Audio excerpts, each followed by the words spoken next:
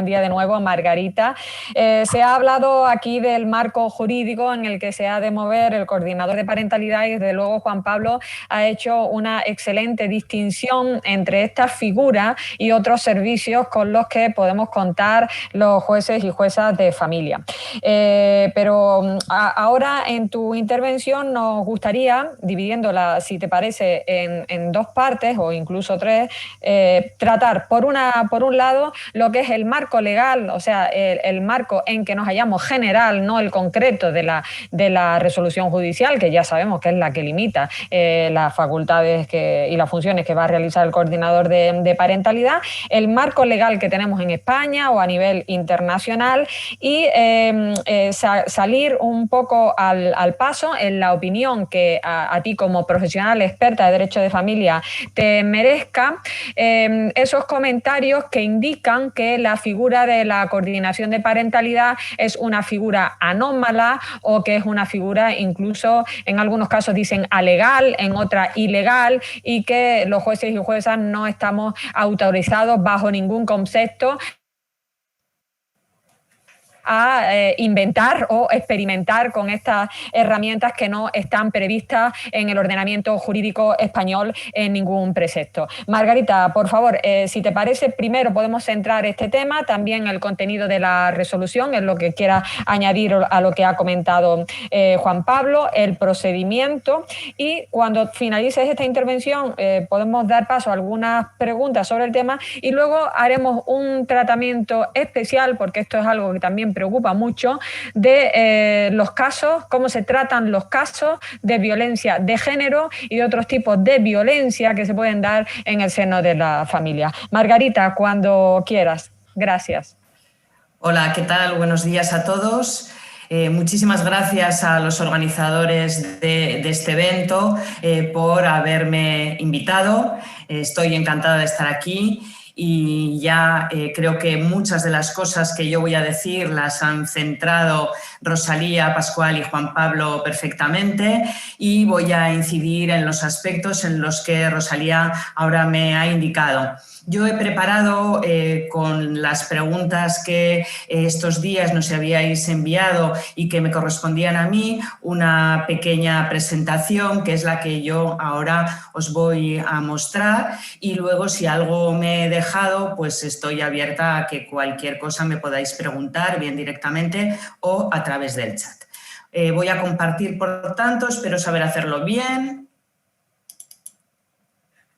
y lo voy a poner en pantalla completa. A ver, ¿lo veis ahora bien? Vale. Bien, en primer lugar, hablábamos del marco legal para la coordinación de parentalidad. De muchas de las cosas que hay aquí ha hablado ya Rosalía. Cuando estaba preparando toda esta ponencia o toda esta intervención respecto al marco legal, me planteaba el que ya me había sentado hacía años a estudiar el marco legal para poder derivar a mediación antes de que hubiera tan siquiera una previsión en la Ley de Enjuiciamiento Civil que permitiera esta derivación. Y, por tanto, creo que cuando estamos ante figuras novedosas y ante modelos de intervención que se traen de otros lugares, debemos atender, aunque no haya una normativa estatal concreta, sí hay principios y regulaciones de carácter internacional que justifican una intervención a través de, en este caso, la coordinación de parentalidad, pero también de otras que previamente han servido igualmente estos principios para justificarlas, como la mediación, hoy en día ya perfectamente regulada, o también la intervención de los puntos de encuentro familiar. Hacía mención Rosalía a sentencias del Tribunal Europeo de Derechos Humanos y efectivamente creo que es así, son varias, y es que en definitiva lo que nos viene diciendo las resoluciones europeas es que la actividad del juzgado no puede limitarse a reconocer, a declarar unos derechos, a resolver unos conflictos en el papel. tenemos que comprometernos a que las medidas que se adoptan en la resolución sean efectivas, que se pueda cumplir realmente con aquello que se ha acordado. Son interesantes también los artículos 3 y 9 del Convenio de los Derechos del Niño, en tanto a que el menor justifica cualquier tipo de intervención encaminada a que no sea expuesto a situaciones de conflicto de lealtades entre sus progenitores. Y por último está la recomendación del año 2006 del Comité de Ministros de la UE del 13 de diciembre que impulsa a todos los Estados miembros a reconocer la importancia de la responsabilidad parental, de todo lo que implica un adecuado ejercicio de la responsabilidad parental para que los niños crezcan de una manera espontánea y feliz. Yendo a la normativa estatal, pues efectivamente hoy en día nos encontramos fuera ya de la normativa de las comunidades autónomas y concretamente de Navarra, que ahora a continuación me referiré, con estas posibilidades que encajan o sirven también de marco legal para la figura de la coordinación de parentalidad. El artículo 158.6 del Código Civil pues prevé la posibilidad de que cualquier juez en el ámbito penal o en el ámbito civil pueda adoptar unas medidas destinadas a evitar cualquier tipo de perjuicio a un menor o apartarle de un peligro. Esto es cierto que da y proporciona un margen al juez amplio para poder intervenir adoptando medidas con ese objetivo. Tenemos también los artículos 85 y 87 de la Ley de Jurisdicción Voluntaria del año 2015. El 85 regula el procedimiento sobre discrepancias de patria potestad y el 87 el ejercicio inadecuado de la patria potestad, posibilitando a través de este procedimiento también el adoptar medidas como la posible intervención del coordinador de parentalidad, aunque expresamente no se regule como tal. Y luego tenemos el artículo 91 del Código Civil, donde se permite al juez no solo adoptar medidas en un procedimiento judicial en aquellos casos en los que los progenitores no las han adoptado por acuerdo, sino también adoptar todas aquellas medidas, todas aquellas cautelas y todas las garantías que el juez considere que sean necesarias para el cumplimiento de estas medidas que en relación a los hijos ha establecido en la sentencia. Si acudimos a las normativas de las comunidades autónomas, en esto España es rica en distintas normativas que regulan en muchas de ellas situaciones relativas a la familia, pues Cataluña prevé en este artículo de 233.13 que la autoridad judicial pueda acordar, siempre con carácter motivado y basado en razones fundadas, medidas de supervisión de las relaciones de los menores con el progenitor que no ejerce la custodia o con el resto de la familia.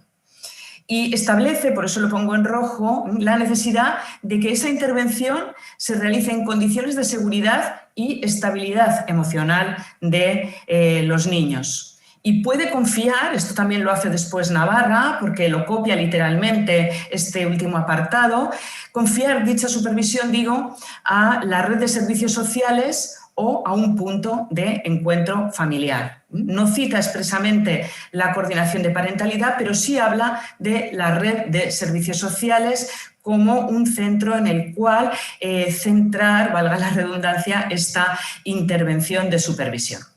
Ha habido también, y ahí la cito, pues algunas previsiones a este respecto que centran esta intervención en la conflictividad en la que se ven involucrados los hijos menores de edad.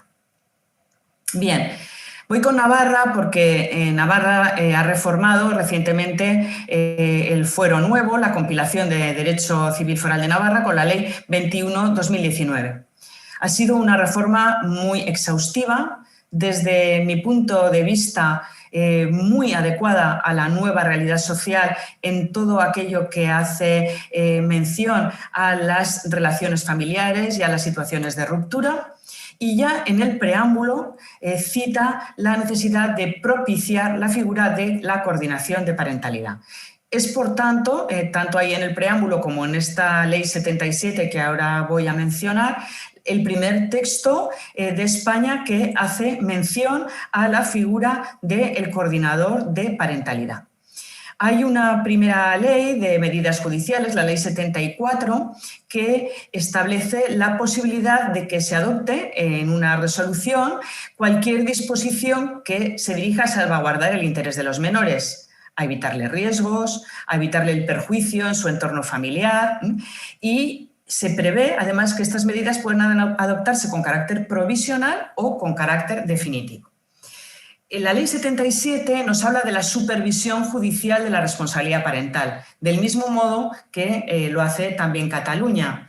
Y dice que en todos esos procesos en los que se va a pronunciar sobre cuestiones relativas a la responsabilidad parental, el juez puede motivadamente adoptar medidas de supervisión en relación con los hijos y sus progenitores que garanticen los derechos de los hijos. Este es el centro de la intervención, y ya nos da un apunte más donde dice que puede designarse a tal fin un coordinador de parentalidad. Por tanto, lo centra en cuestiones derivadas de la responsabilidad parental, lo centra en la necesidad de motivación y lo concreta en que sea necesario para garantizar los derechos de los hijos en las relaciones con sus progenitores. También, en último término, establece la posibilidad de que el juez aprecie que hay un riesgo para los menores, y en ese caso habla también de una supervisión a los servicios sociales o a los puntos de encuentro familiar, tal y como lo regula también Cataluña. Quiero referirme, dentro de la regulación legal, también a la guía del Consejo General del Poder Judicial sobre guarda compartida, recientemente publicada, porque habla de la figura del coordinador de parentalidad en este sentido. Habla de que resulta absolutamente imprescindible y urgente que se dé una regulación detallada y homogénea de la figura. Apuesta, por tanto, por esta regulación, y ha de entenderse que también por una intervención del coordinador de parentalidad en este contexto de previa regulación detallada. Habla también de que debe concretarse la formación teórica y práctica necesaria para acceder al ejercicio de esta función, el régimen jurídico al que ha de someterse el coordinador y la coordinadora, en los términos, entiendo, que ha apuntado Juan Pablo muy acertadamente, en mi opinión, y luego los criterios de derivación.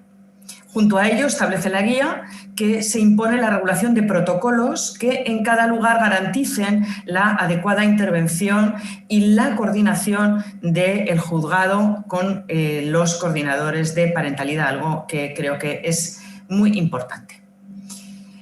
Con la regulación que ya tenemos, más allá de lo que sea una previsión legal general sobre la intervención de la figura respecto a funciones y formación y todo lo demás que creo que a continuación se verá, creo que posibles cambios que permitirían ya no solo la intervención del coordinador de parentalidad, sino también, por ejemplo, de los profesionales del punto de encuentro de una manera más expresa como actualmente está. Se podría añadir un último párrafo en el artículo 158 del Código Civil, que prevea la intervención de distintos profesionales cuando se valore que es necesario para la efectividad de las medidas dictadas en la sentencia y para la protección de los niños y niñas, e incluir y centrar la figura del coordinador de parentalidad en la fase de ejecución de sentencia, añadiendo un punto en este sentido al único artículo de la Ley de Enjuiciamiento Civil que tenemos en relación a la ejecución de familia con carácter estricto de familia, que es esta posibilidad de introducir una modificación para incluir la supervisión de las medidas personales acordadas en sentencia y garantizar el cumplimiento.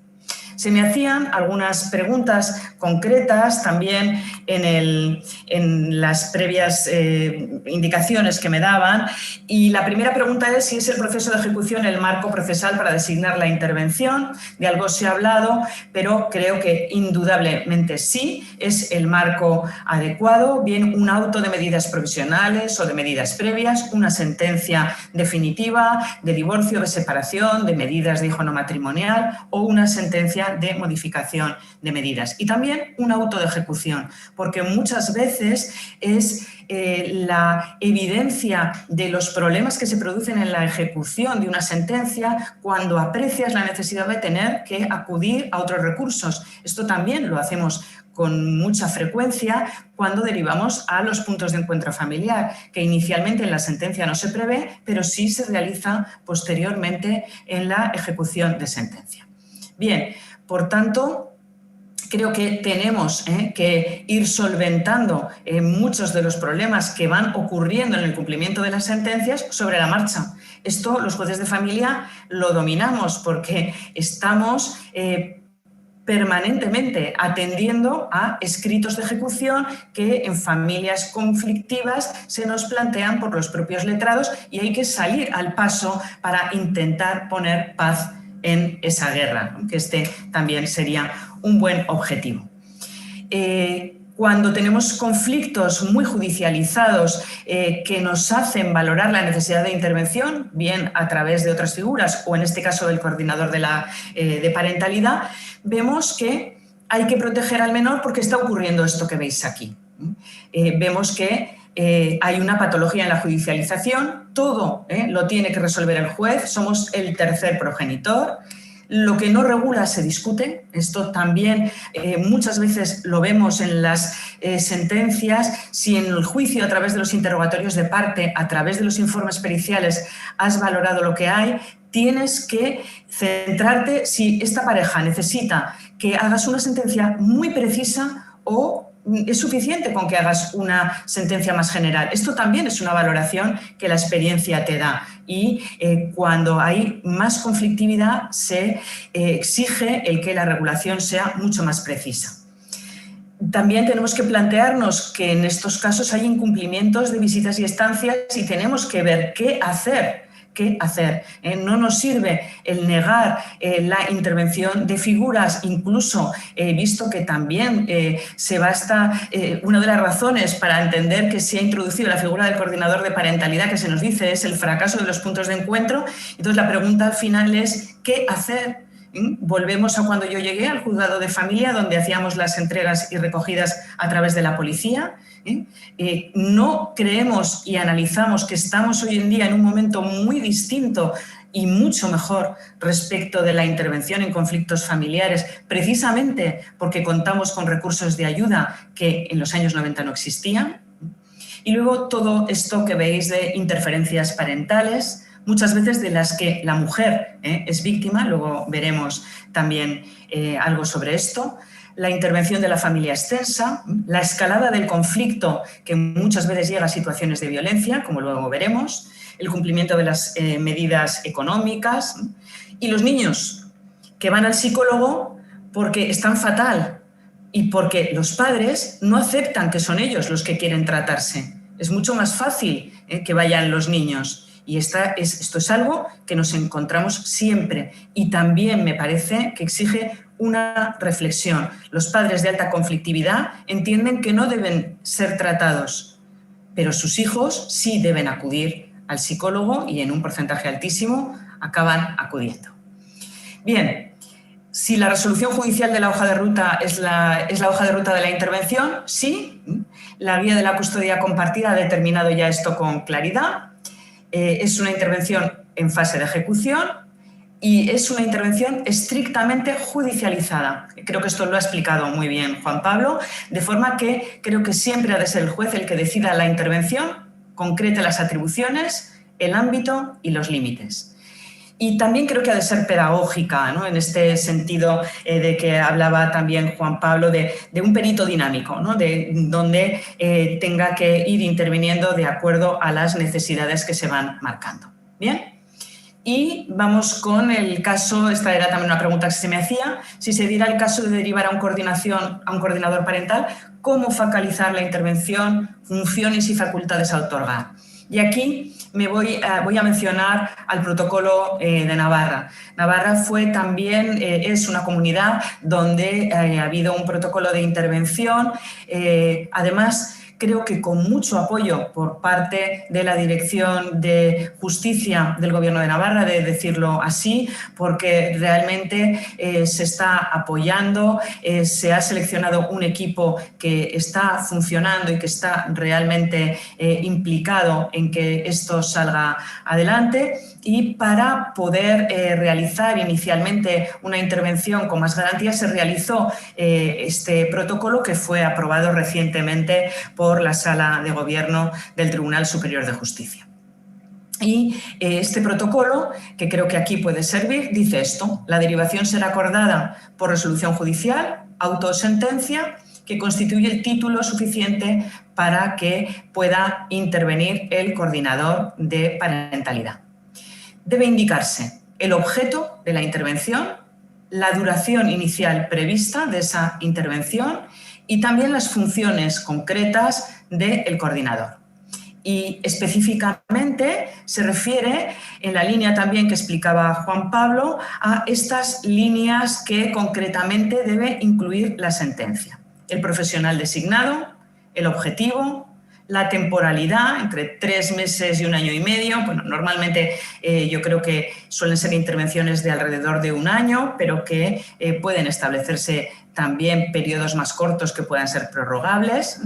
Bueno, se podrá ir esto determinando a lo largo de la intervención. Miembros de la familia que deben participar en el proceso. Periodicidad de los informes de seguimiento que debe realizar el coordinador y el juzgado. Margarita, disculpa que te interrumpa. 2 minutos para concluir este tema y poder pasar al siguiente tema, que es el tratamiento de los casos de violencia. Perfecto, yo creo que me da tiempo. Bien, veis ahí, por tanto, como lo tenéis expuesto y además lo puedo luego entregar, no hago más mención al concreto tema de la sentencia, ¿vale? Y se preguntaba también si eran vinculantes. Esto también lo ha hablado Juan Pablo, entiendo que no, que las funciones jurisdiccionales no pueden verse mermadas en ningún caso por la intervención del coordinador y que es el juez el que determina estas facultades de intervención y el que puede ir marcando las pautas de actuación. En este sentido, los coordinadores de Navarra nos indican que son esenciales, es esencial el establecimiento de cauces de comunicación juez, coordinador de parentalidad para la eficacia de esta intervención. Terminamos con ello y si queréis ya, cuando queréis, podemos pasar con el tema de violencia de género. Gracias, Margarita. Antes de pasar con el tema, ha habido muchas preguntas que se van a ir resolviendo luego, pero una muy específica que se refiere a las cuestiones que acabas de abordar.